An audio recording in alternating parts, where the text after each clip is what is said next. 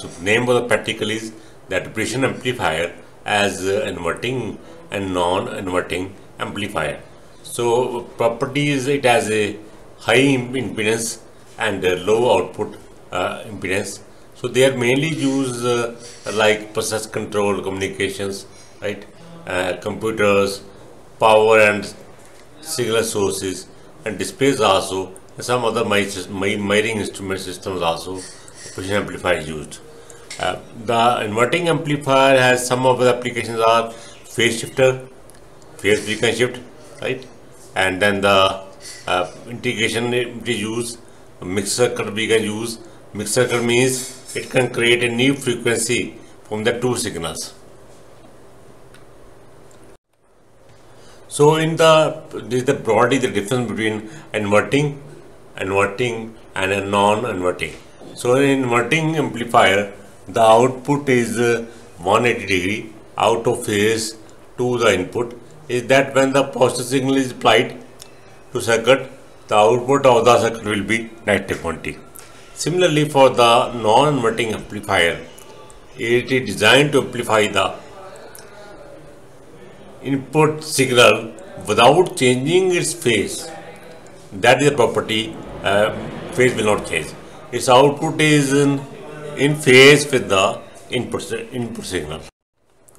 This is the symbol for the operation amplifier. Here the two inputs are given. One as a it can be given. This is a inverting input minus sign. So this is showing the non-inverting. So here you can get the output right in this way. This is the non-inverting amplifier, right? This is non-inverting means basically it will not invert. Means this point this input this will be earth. It will be earth, right? Earth basically, so that it will not it will be earth only, and this will be only the non-inverting will be there, right? So non-inverting amplifier positive term is given, right? So this is a operation amplifier where the input, output and input both are in phase basically. That's why it is non-inverting. And this is the non-inverting. Earlier was basically two types we are discussing, inverting and non-inverting. Inverting means phase will be inverted, phase will be changed, and non-inverting will be phase will not change. So non-inverting. So it will be means the inverting will be earth, right? So this will be the here the signal will be given, right? So different voltage we can give, and accordingly output we will be made from here.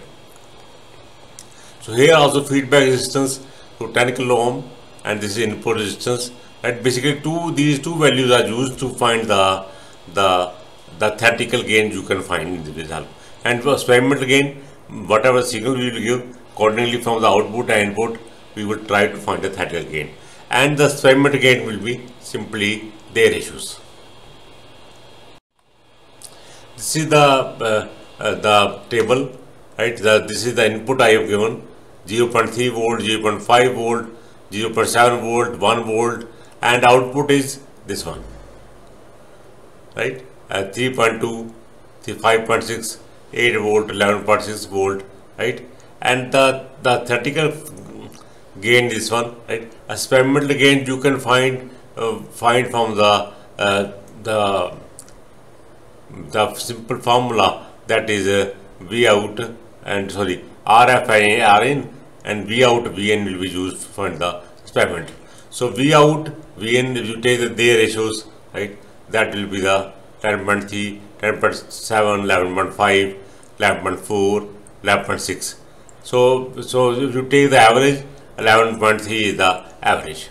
So that is the basically experimental gain, right? So theoretical gain we can also calculate simply from the values of feedback resistance and input resistance. You put up the values, right? Simply by applying the formula 1 plus RF feedback resistance and the input resistance, their ratio will be the theoretical gain. So that we can see it is approximately 11, which tells us that approximately theoretical and experimental values of the gain are approximately nearly equal. This is the inverting amplifier. Inverting amplifier means basically whatever the signal we will give, that will invert. So that's why negative terminal we will be using. So right, this will be using basically, right. So here inverting amplifier produces negative output will be there, and it is a out of phase by 180 degree. So negative sign mean itself basically it is out of phase, right. Its gain is always negative 180. That is a basic circuit diagram. So here you can see the inverting point is earth, and from non-inverting point is earth, right. This is inverting, this is minus sign is there. So from here the signal will be given, output we can measure from here.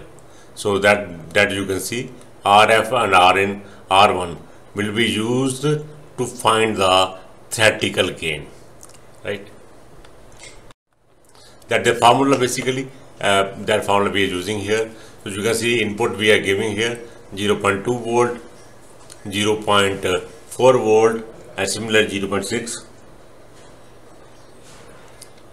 0.8, 1 volt, and output we are getting -2, -4, -6.4, and so on. You take the ratios, V out, this one, V in this one, right. That is the gain basically, that is experimental gain. So you take these values are there, you take the average, they average this one, the 10.14.